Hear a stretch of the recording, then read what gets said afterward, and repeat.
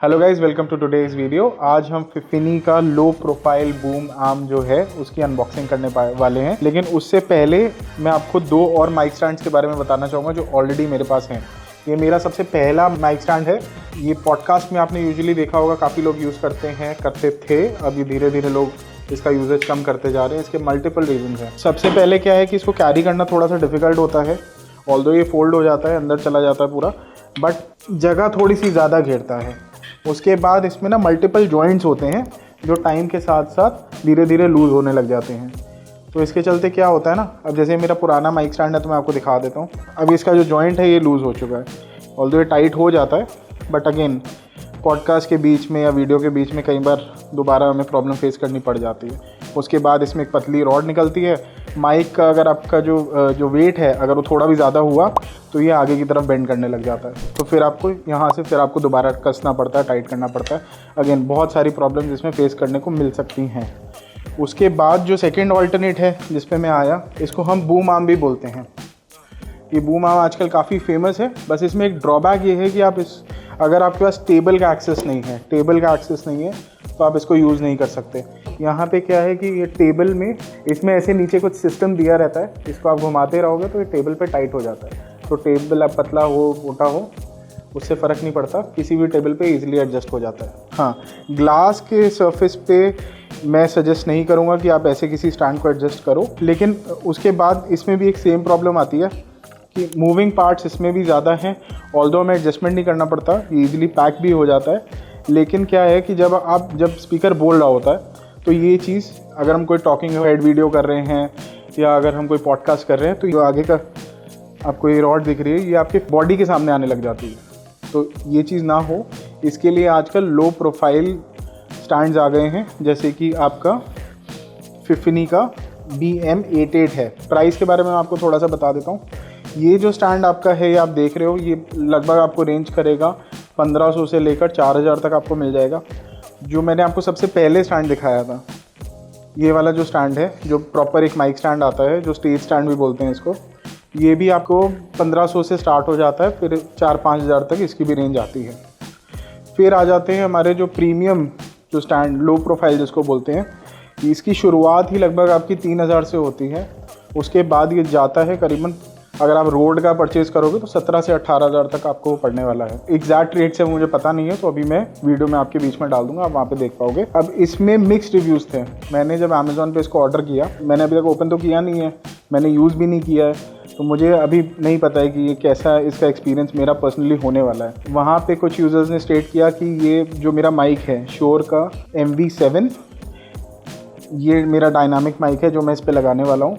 तो कुछ यूज़र्स थे जिनके पास एग्जैक्टली सेम माइक था, उन्होंने ये चीज़ वहाँ पे स्टेट करी हुई थी अमेज़ॉन पे कि ये जो माइक का ये जो स्टैंड है, ये जो लो प्रोफाइल स्टैंड है, ये इस माइक का वेट नहीं ले पा रहा है। लेकिन वहीं ऑन दी अदर हैंड कुछ यूज़र्स ने ये भी स्टेट किया हुआ था कि सेम माइक के साथ उनका काम बड़ी आसानी से चल रहा था, उनको कोई भी प्रॉब्लम नहीं फेस हुई। तो अब सबका अपना पर्सनल एक्सपीरियंस होता है। हो सकता है कि मेरा एक्सपीरियंस पॉजिटिव ही हो, क्योंकि मैंने भी इस पर अप्रॉक्सीमेटली 3500 रुपीज़ का पड़ा है मेरे को। 3499 3500 रुपये का ये मेरे को स्टैंड पड़ा है, और ये सबसे सस्ता ऑप्शन अवेलेबल था लो प्रोफाइल में। So without wasting any time, चलिए अब इसकी अनबॉक्सिंग कर लेते हैं।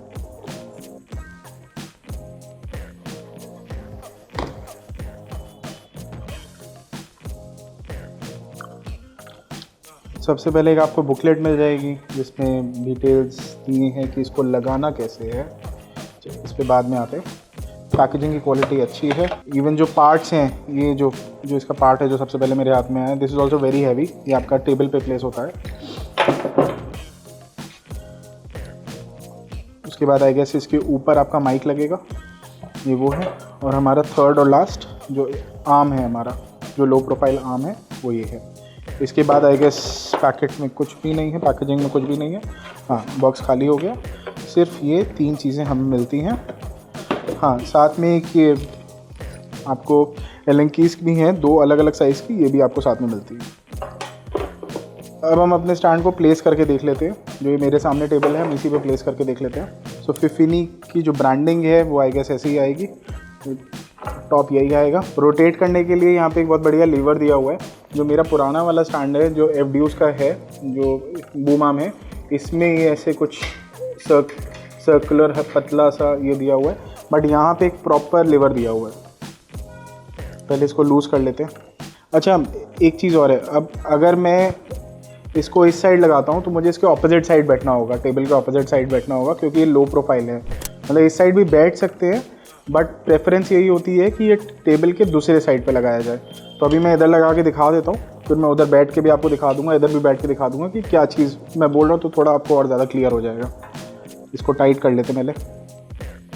मेक श्योर कि इसको आप बिल्कुल टाइट करके चलना, क्योंकि जैसे मैं माइक यूज़ कर रहा हूँ, मैं अपना श्योर का माइक यूज़ कर रहा हूँ, तो करीबन 24,000 का तो माइक ही है। अगर बाई चांस माइक गिर जाता है या डैमेज हो जाता है सिर्फ इसके चलते, तो वो ऑब्वियसली स्टैंड से तो काफ़ी महंगा ही है ना।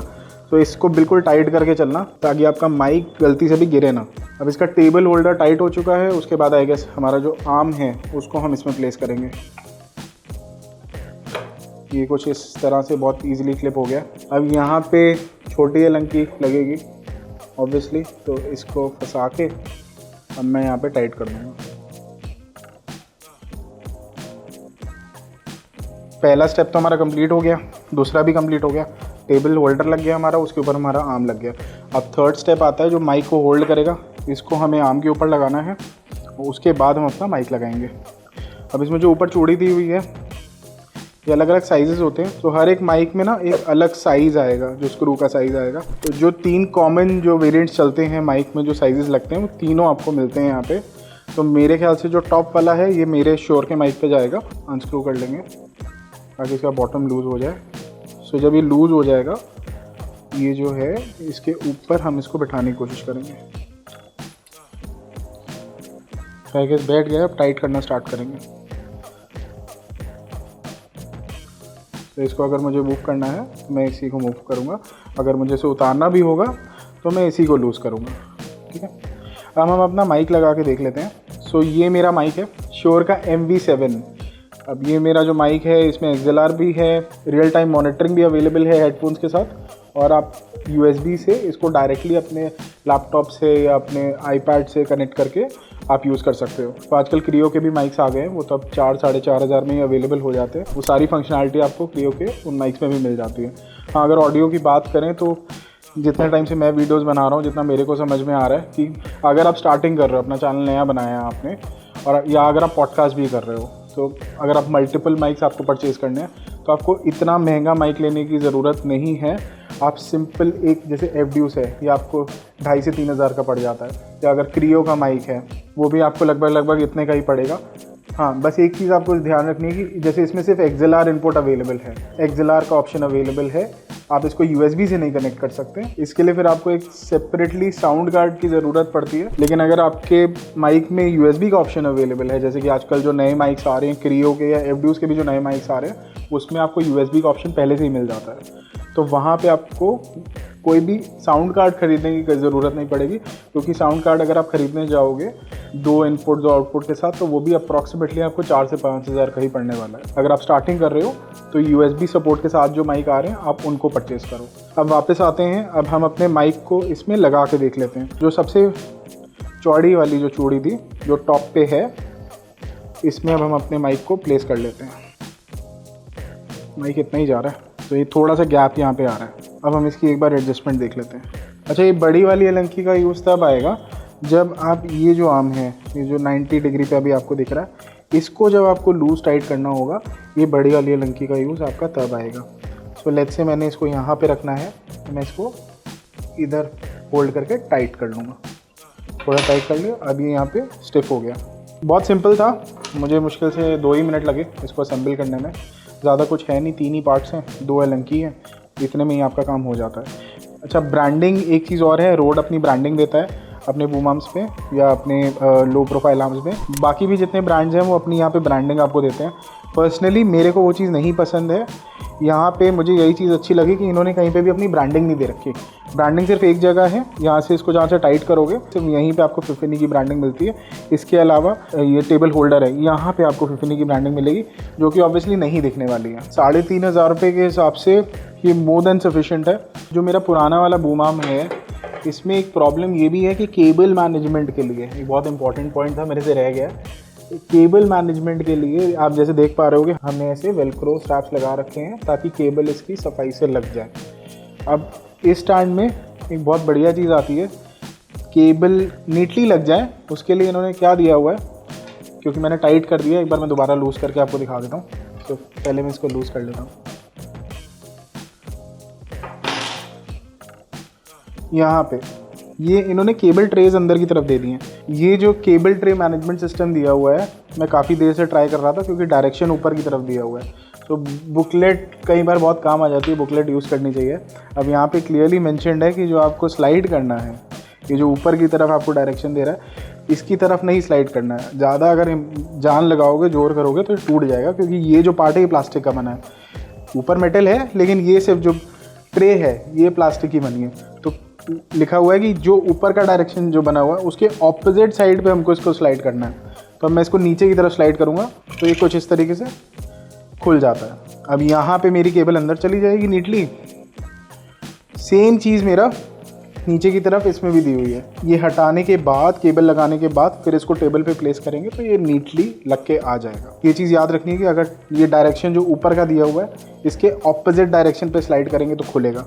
ठीक है, अभी मैं इसको वापस लगा देता हूँ। तो ये दोनों सेम हमारे 3x8 अडाप्टर पे माइक लगे हुए हैं और लुक अभी आप सामने से देख पा रहे होगे, ऐसा आ रहा होगा। अभी मैं आपको बैठ के भी दिखा देता हूँ। तो लेट्स से अगर आप भी मेरी तरह टॉकिंग हेड वीडियोस बनाते हो, मतलब टेबल पे सामने बैठ के वीडियो बनाते हो, तो लुक कुछ इस तरीके से आता है। ठीक है, अब यही एक प्रॉब्लम जो मैंने फेस करी कि ये चीज़ मेरी बॉडी के सामने आती है और अगर मैं थोड़ा दूर बैठा हूँ तो ये चीज़ बढ़ जाएगी।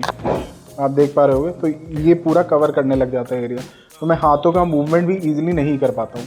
ठीक है, वहीं ऑन दी अदर हैंड अगर हम लो प्रोफाइल जो माइक है हमारा उसको देखेंगे तो यहाँ पे मैं अपने हाथों का मूवमेंट भी इजीली कर पा रहा हूँ, प्लस ये दिखने में भी स्लीक है, थोड़ा क्लीन लगता है और मुझे इसको एडजस्ट करने में भी ज़्यादा प्रॉब्लम मतलब इसमें भी नहीं होती, to be very frank. But यहाँ पे थोड़ा मेरे लिए और इजी हो जाता है माइक को एडजस्ट करना। हाँ, बहुत ज़्यादा एक ही बार अपना एंगल सेट कर लीजिएगा, बहुत ज़्यादा एडजस्टमेंट भी करेंगे तो ये लूज़ होने लग सकता है।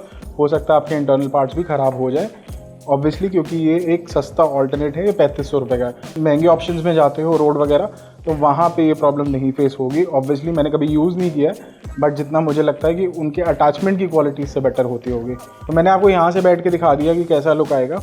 अब हम इसके ऑपोजिट साइड पे बैठ के दिखा देते हैं। मोस्टली जो यूट्यूबर्स हैं वो अपने डेस्क के पीछे जो इसका होल्डर है उसको लगाते हैं, तो वो इस तरीके से नहीं लगाते हैं। अब मैं उधर आके एक बार आपको दिखा देता हूँ कि एक्चुअली में ये दिखेगा कैसा। अब मैं दूसरी साइड आ गया हूँ, कीबोर्ड माउस भी रख लेता हूँ, आपको दिखा देता हूँ कि अब कोई भी मुझे प्रॉब्लम नहीं हो रही है, मैं ईज़िली अपना सिस्टम यूज़ कर सकता हूँ। और माइक जो है कुछ इस तरीके से सामने आएगा। अगर आपका डिस्प्ले है इस तरफ तो ये भी चीज़ आपकी, ये जो नीचे वाला आर्म है ये भी हाइड हो जाएगा। सो ऐसा कुछ क्लीन सेटअप आपको देखने को मिल जाएगा इंस्टेड ऑफ जो ट्रेडिशनल हम बूम आर्म यूज़ करते थे, मतलब अभी भी लोग करते हैं। ऑब्वियसली अगर बजट नहीं है 3500 का तो ये 1000, 1200, 1500 तक का बूम आर्म लेके काम चला सकते हो फ़िलहाल के लिए। बट अगर बजट है तो आप लो प्रोफाइल आर्म्स में इन्वेस्ट कर सकते हो। आजकल जितने भी पॉडकास्टर्स हैं, जितने भी बड़े यूट्यूब चैनल्स हैं, सब ने बूम आर्म का यूज़ ख़त्म कर दिया है। सब अब टोटली लो प्रोफाइल आर्म्स पे मूव कर चुके हैं। तो ये था मेरा रिव्यू फॉर फिफनी BM88 के लिए। अब जैसे जैसे चैनल बड़ा होगा try to go for more expensive boom arms, उसका भी हम रिव्यू करेंगे फ्यूचर में। अब जैसे कि अमेज़ॉन की सेल आने वाली है, समर सेल आने वाली है, तो जो ये मेरे को 3500 का पड़ा है, हो सकता है आपको उस टाइम पे कुछ और डिस्काउंटेड प्राइस पे मिल जाए। अगर पर्सनली आप मुझसे पूछो तो 3500 मेरे बिल्कुल वर्थ इट है। दूसरी चीज़ और कि इसका वाइट कलर का ऑप्शन भी अवेलेबल है। तो अगर आपको हमारी वीडियो पसंद आई हो तो हमारी इस वीडियो को लाइक करिएगा, हमारे चैनल को सब्सक्राइब करिएगा। और अगर आप चाहते हो कि कोई ऐसी इक्विपमेंट जो यूट्यूब से रिलेटेड हो, वो या तो लाइट हो सकती है या फिर वो आपका माइक हो सकता है या फिर आपका बेस्ट मॉनिटर कौन सा हो सकता है, तो ये सारी चीज़ें आप मुझे नीचे कमेंट में करके बता सकते हो। अगर आप नए यूट्यूबर हो तो मेरी तरफ से जो भी जितनी ज़्यादा मैं आपकी असिस्टेंस कर पाऊँगा, हेल्प कर पाऊँगा, I try my best. And हमारे चैनल को सब्सक्राइब करना मत भूलना। अगेन हम ऐसी और इंटरेस्टिंग वीडियोज़ के साथ आते रहेंगे फ्यूचर में। Thanks for watching.